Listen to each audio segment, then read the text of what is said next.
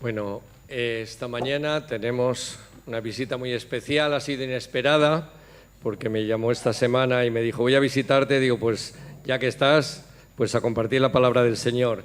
El doctor David Lema, él es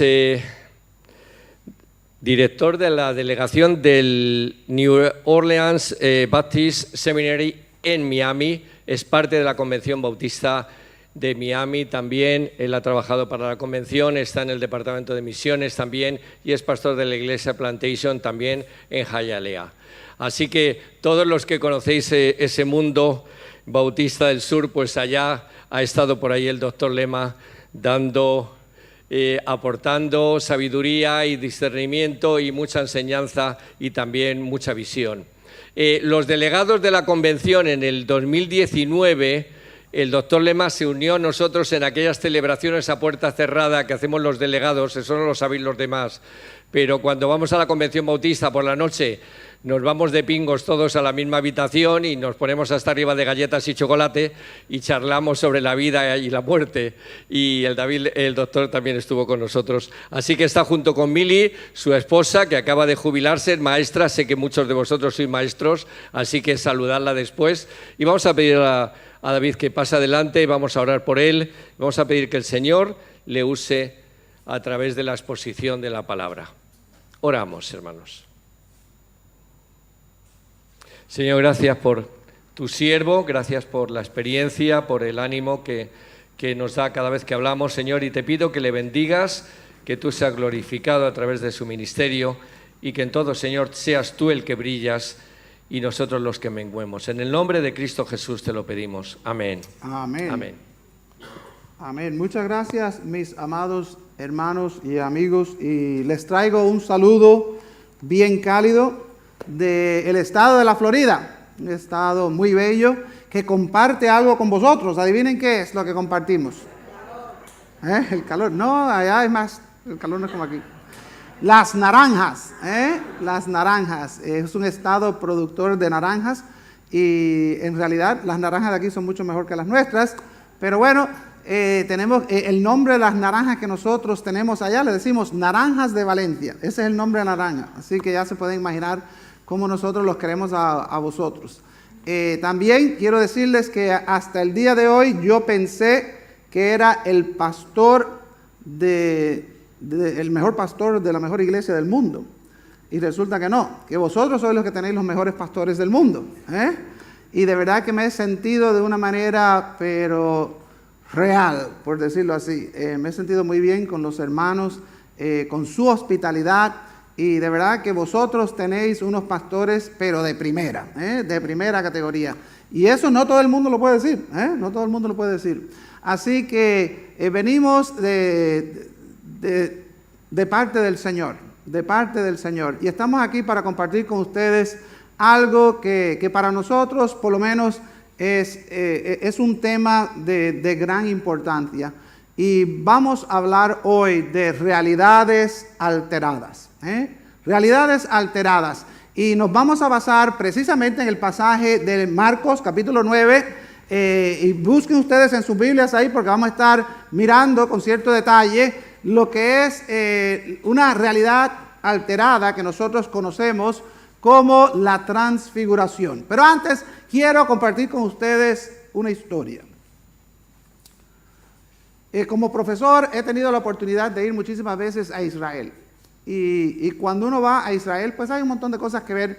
Pero a mí se me metió en la cabeza, entre ceja y ceja, por decirlo así, que quería aprender a hablar hebreo. Ahora, yo no soy judío, ni jamás he hablado hebreo. He estudiado el idioma, pero de una manera académica. Yo quería entender, hablar. Y entonces me fui un día que estábamos de viaje, me escapé de todo el grupo y fui a la Universidad Hebrea. Y fui yo allá al departamento de admisión, toco en la puerta, me abren, me reciben, inclusive hasta me dieron un café y todo. Y digo yo quiero aprender hebreo. Y ustedes tienen cursos intensivos de hebreo y yo quiero venir acá, yo quiero aprender hebreo. Y entonces me dicen, muy bien, usted tiene que ir a este portal del internet, tiene que llenar ciertos formularios. Y entonces yo le hice la pregunta que todos ustedes harían. ¿Cuál es? ¿Y cuánto cuesta?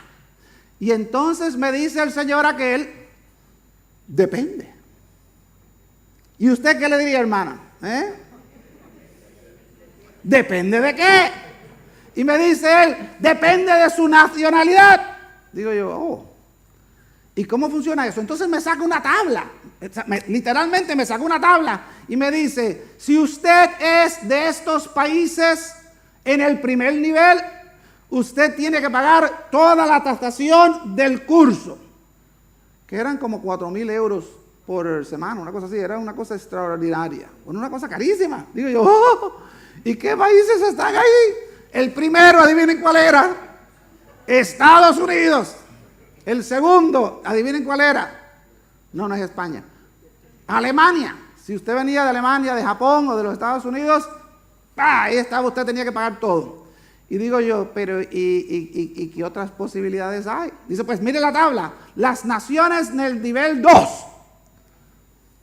Ahí caímos nosotros los españoles, porque ustedes no sabían eso, que yo soy español, Mi abuelo era español y pues heredé yo la ciudadanía española. Y digo yo, pues mire qué, ¿y a cuánto nos cobran los españoles? Y me dicen 50% de la tarifa. Digo yo, oh, ya estamos entrando en aguas que puedo yo navegar. Y entonces le digo, bueno, y estos países de aquí abajo, ¿cuánto pagan? Dicen, pues nada. ¿Cómo que nada? No, esos países no acaban nada. ¿Y qué países son? El primero, adivinen cuál era. El país donde yo nací, Cuba. Y enseguida digo yo, pues, a renovar mi pasaporte cubano. Les cuento esta historia porque es un ejemplo de lo que vamos a tratar de realidades alteradas. En una manera muy simple, ustedes entienden que yo podía haber estado cursando en una misma clase con compañeros que cada uno iba a estar pagando diferentes precios. Por la misma clase, por la misma programación. Inclusive yo podía haber pagado diferentes precios según me pongo yo en la tablita aquella. Entonces nosotros vivimos hoy en un mundo donde tenemos que enfrentar la realidad de realidades. ¿Cómo? Se me olvidó. ¿Cómo? Ustedes se supone que me ayuden. ¿Realidades qué? A la edad mía ya se me olvida todo. ¿Realidades qué? Alteradas. Realidades alteradas. Entonces, sin profundizar en la filosofía o en la metafísica, pero si usted me invita a un café, con mucho gusto me meto también en eso. Uno puede ver en este mundo material en que nosotros vivimos, que la vida que nosotros vivimos, yo no sé ustedes, no, aquí hay que decir vosotros, yo no sé vosotros los españoles, cómo es que enfrentan la vida y si ustedes ven lo que otra gente ven, de que no es suficiente. Esta vida que nosotros vivimos, para muchos, no es suficiente. No basta con explicar muchos de los fenómenos que nosotros experimentamos y vemos en nuestra vida cotidiana que apuntan de una manera extraña y singular a otras realidades. Una de las razones que el hombre tiene tantas religiones, y acabo de dar un curso de un semestre completo de religiones mundiales, y hay religiones pero bien extrañas, y todo el mundo está ansioso por ver, por entender, por buscar una explicación de lo que hay al otro lado, de lo que define una realidad, ¿qué? Alterada, una realidad alterada. Entonces, hoy nosotros vamos a abordar, en el poquito tiempo que tenemos, 3 realidades alteradas que encontramos nada más y nada menos que aquí en la Biblia. En el capítulo 9 de Marcos nosotros encontramos una realidad alterada en diferentes dimensiones. Y quiero, primero, ¿qué cosa es una realidad alterada? Estamos hablando y hablando y hablando. ¿Ustedes saben? ¿Vosotros sabéis? Nada. Bueno, pues les voy a decir lo que es. Una realidad alterada es un evento en el que nuestra noción de la realidad, de lo que estamos vivimos, es alterada o interrumpida por otra realidad diferente a la nuestra, de maneras específicas e irrefutables. ¿Ya los confundí bastante? Para explicárselo simple, es vivir un mismo momento, pero tener dos explicaciones para la misma cosa. Y hay veces que esas explicaciones son muy diferentes. Entonces, vamos nosotros a comenzar con la primera realidad alterada. ¿De qué? De la transfiguración. A ver, todo el mundo repita. La realidad alterada de la transfiguración. Gracias por repetirlos todos. Ayúdenme. La realidad alterada de la transfiguración. Y ya el pastor Miguel Fernández tuvo la gentileza de leer este pasaje. Quiero que ustedes en la Biblia lo miren, pero cuando nosotros vemos aquí, vemos a 3 discípulos que son invitados a la cima de la montaña para ser testigos de un evento único. ¿De qué? De una realidad alterada. Entonces vemos que Jesús se transfigura. O sea, el Jesús que estaba allí empieza a ¿qué? Yo no sé, a brillar en la oscuridad. No sé si se puso amarillo, blanco, no sé si salían rayos láser, no sé qué pasó, pero cambió el estado físico de Jesús y se transfiguró. Pero eso no es suficiente. Para mí eso ya yo estuviera en el piso. Pero como si no fuera suficiente, aparecen 2 personajes más. ¿Quiénes? ¿Quién aparece? Elías y Moisés. Moisés el libertador, Elías el profeta ejemplar. Pero imagínense ustedes que estoy yo aquí y les digo, bueno, yo les voy a presentar 2 amigos míos. Ustedes pensarían que yo diría la pastora Esther, el pastor Miguel, y yo les digo, pasen aquí. Y eso sería normal. ¿Por qué? Porque están vivos. Pero imagínense que yo traigo aquí, bueno, aquí tengo yo a mi abuelito que hace 100 años que se murió y al primer pastor de esta iglesia aquí. ¡Pum! ¿Y ustedes qué dirían?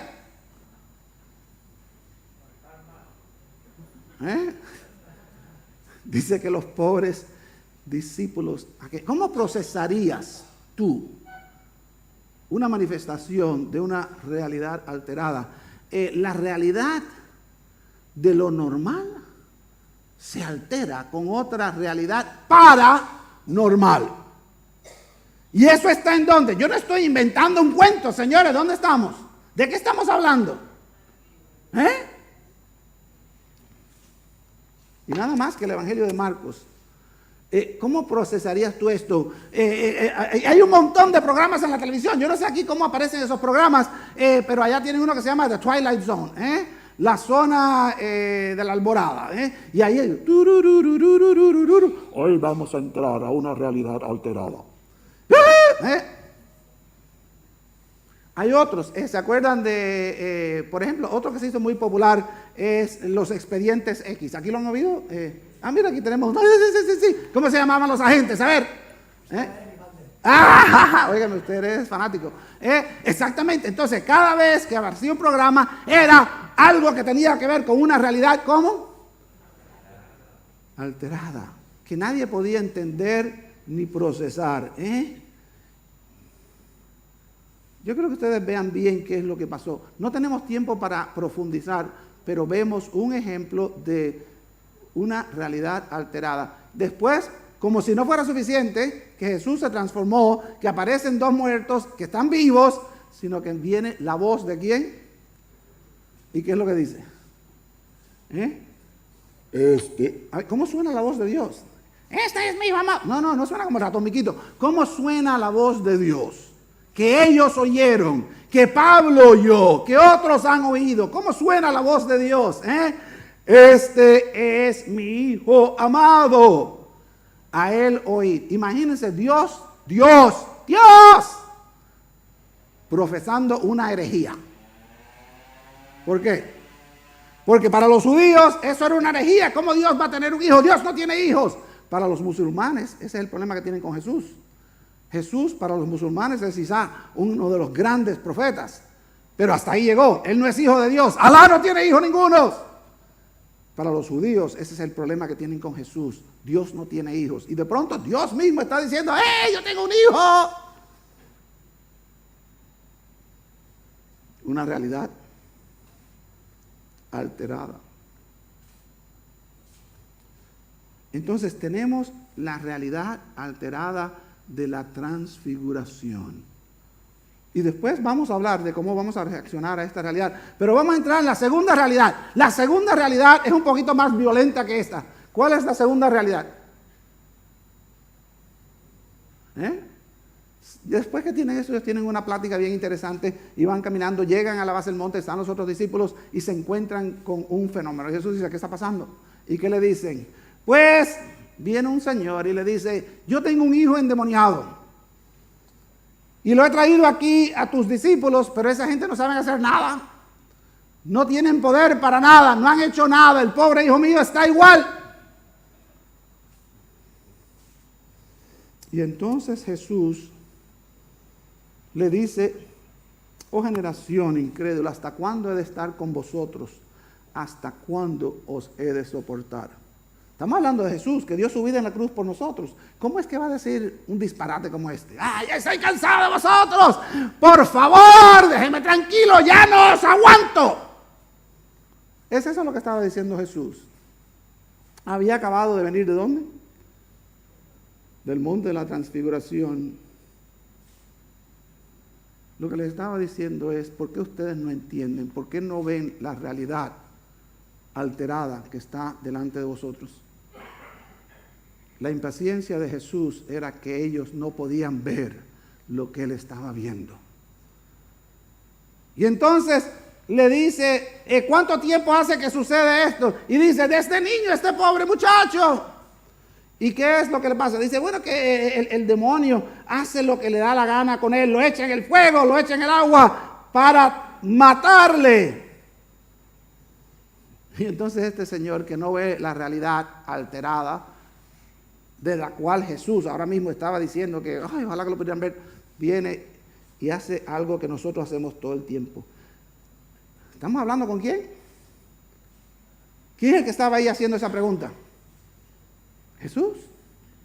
Y le dice este señor a Jesús, si puedes hacer algo. Wow, si puedes ir al Dios del universo, ir al creador de todo, ir al que tenía recursos ilimitados y decirle, si puedes tú. ¿Cuántas veces no somos así nosotros que venimos y oramos, Señor, si tú puedes, y Dios se tiene que burlar de nosotros y reír y decir, ya estoy cansado de vosotros, porque no veis la realidad alterada?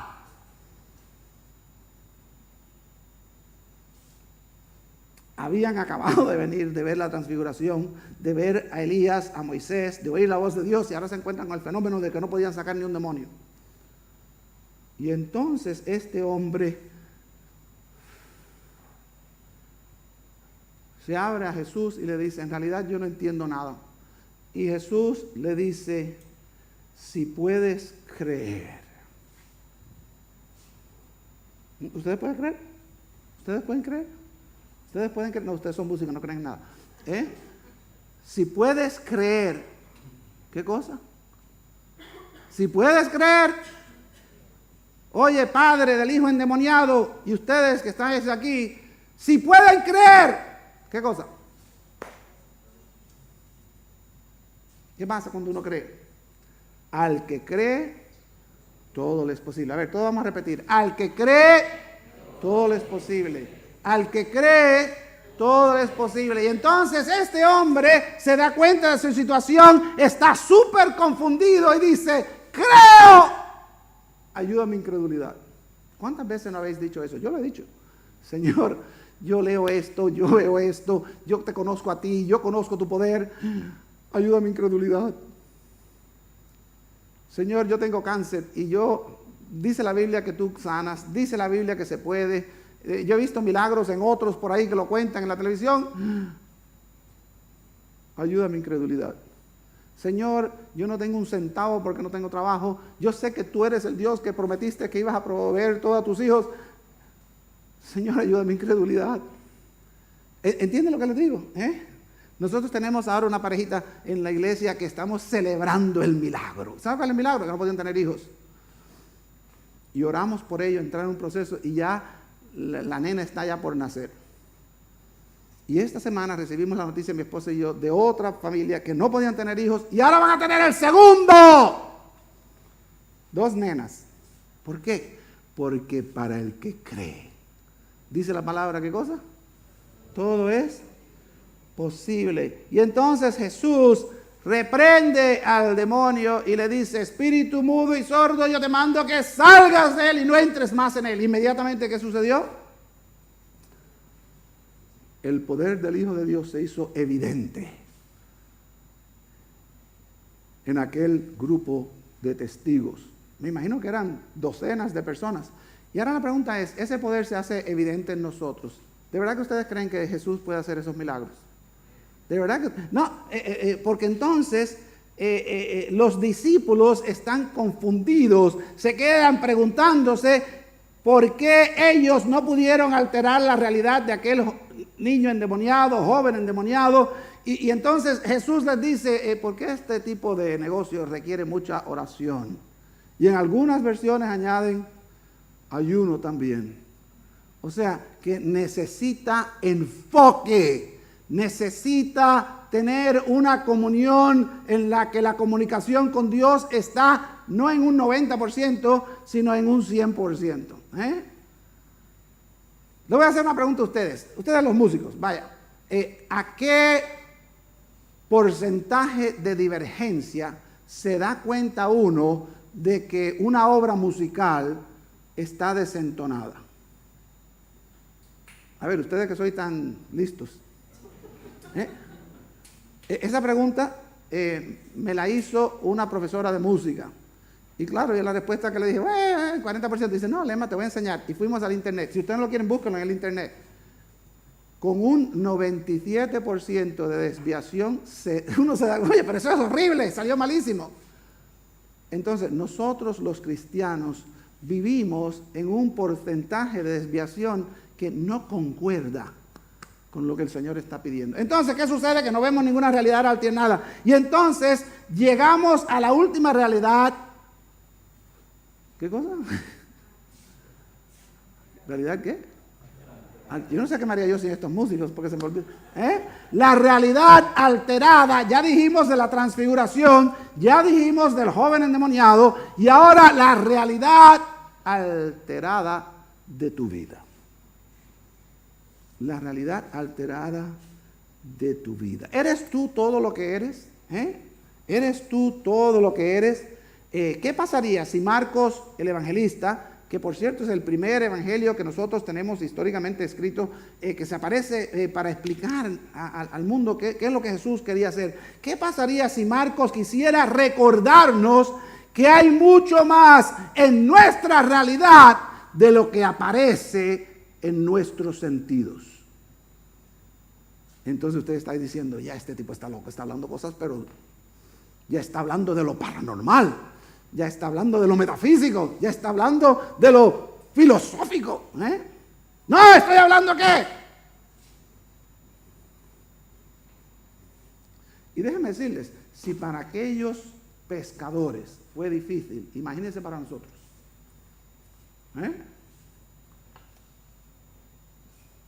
¿Qué es lo que Marcos está haciendo? ¿Qué es si Marcos nos está contando mucho más que una historia? O sea, que no nos está diciendo, nosotros lo leemos y decimos, ay, qué bonito que pasó, mira, Jesús se transfiguró, mira, vinieron, aparecieron Elías y apareció Moisés, ay, gloria a Dios, amén. Ay, mira cómo sanó al chico aquel endemoniado, ay, papá, qué feliz la familia. Y lo procesamos y no nos damos cuenta de lo que en realidad sucedió. Y claro, entonces, en nuestra vida, ¿qué sucede? Todo es histórico.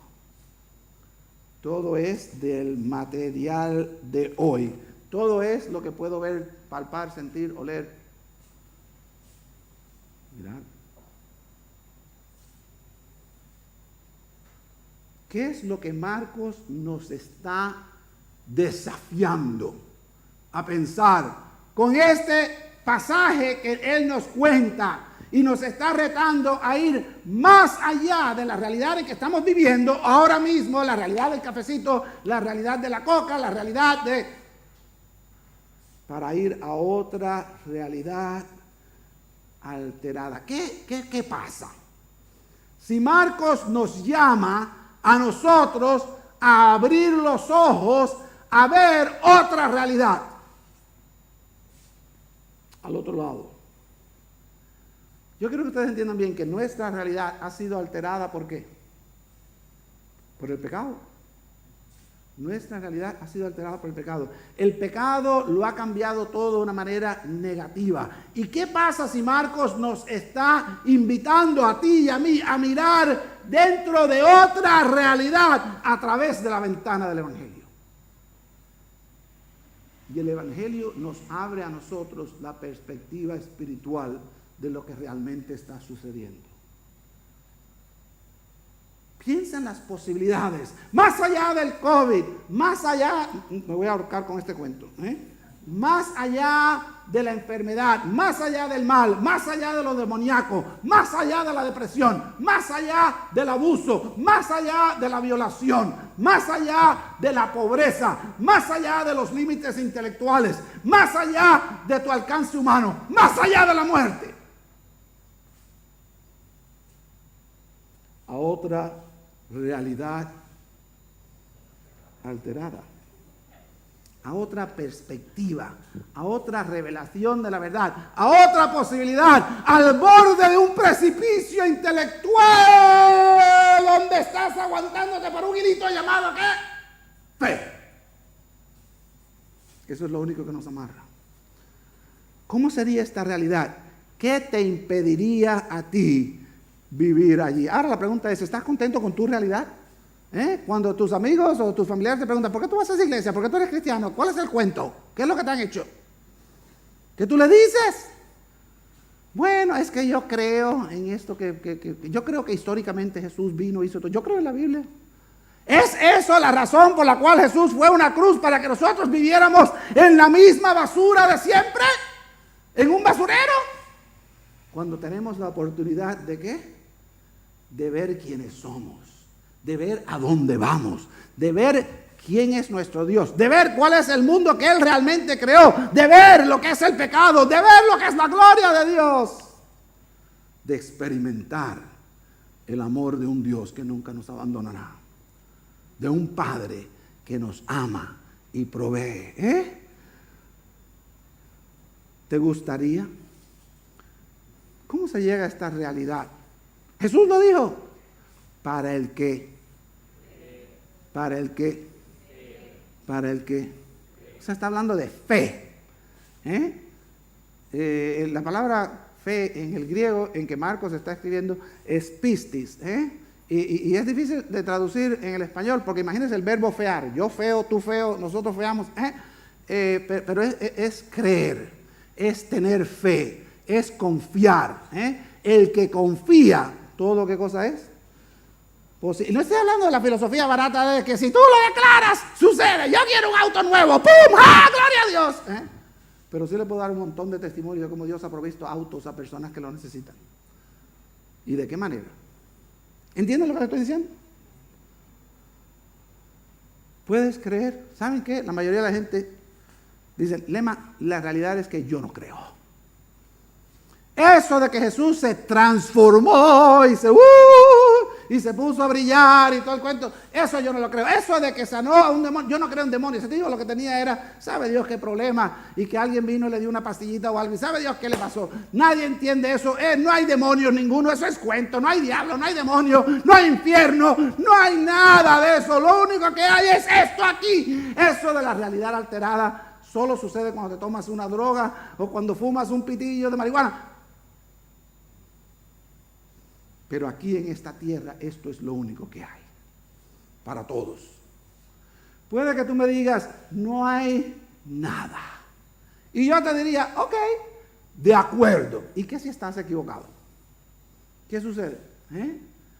¿Qué puedes tú perder? El famoso matemático Blaise Pascal hizo una apuesta. Le dicen la apuesta de Blaise Pascal. Y entonces la apuesta es, ¿qué sucede si tú no crees y te mueres y no hay infierno ni hay nada?